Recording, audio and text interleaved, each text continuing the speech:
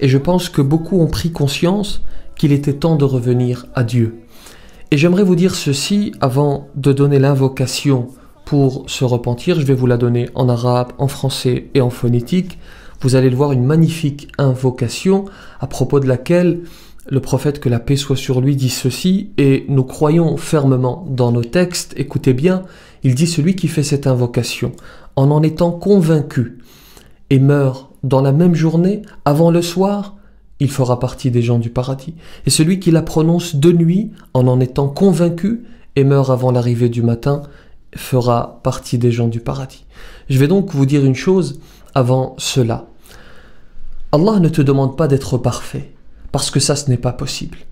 En revanche, il souhaite que tu reconnaisses tes péchés et que tu demandes pardon.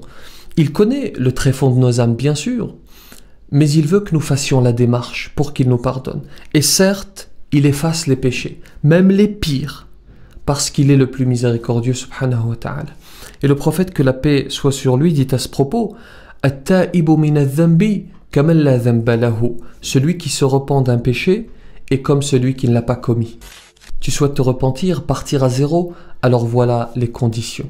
La première, regretter sincèrement. Le prophète, que la paix soit sur lui, dit dans une tradition prophétique authentique: An-nadamu tawbah. Il avait cette capacité à dire beaucoup en peu de mots. An-nadamu tawbah, le regret est un repentir. Premier élément. Deuxième élément, il faut abandonner le péché que tu commettais immédiatement.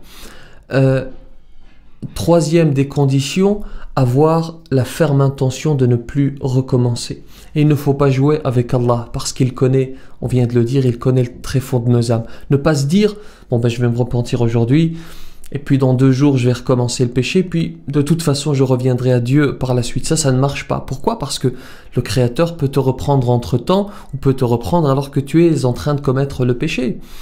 En revanche, même si tu te repens sincèrement, tu ne souhaites pas retomber dans le péché, mais que malgré tout tu y retombes, c'est-à-dire tu n'as pas planifié de retomber dans le péché, alors dans ce cas il faut te repentir encore une fois. En réalité, il faut se repentir jusqu'à la fin. Nous devons revenir à Dieu jusqu'à la fin de nos vies, comme le faisait le meilleur d'entre nous, le prophète sallallahu alayhi wa sallam, qui dans une version se repentait 70 fois par jour et dans une autre 100 fois par jour.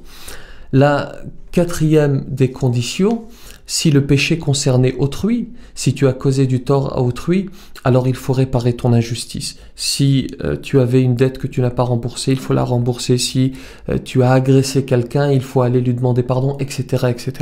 Vous appliquez ce principe à vos cas personnels.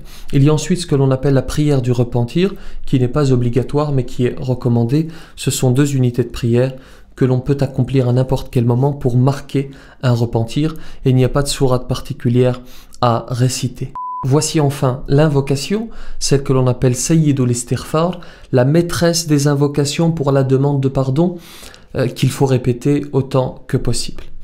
Allahumma anta rabbi, la ilaha illa anta khalaqtani wa ana abduk, wa ana ala ahdika wa wa'dika mastata'at, a'udhu bika min sharri ma sana'at, أبوء لك بنعمتك علي وأبوء بذنبي فاغفر لي فإنه لا يغفر الذنوب إلا أنت.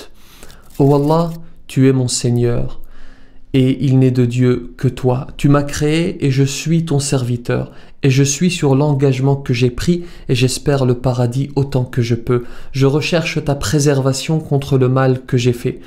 Je reconnais les bienfaits que tu m'accordes, que tu m'as accordés, et j'avoue mes péchés. Alors je te demande de me pardonner. Certes, nul autre que toi ne pardonne les péchés.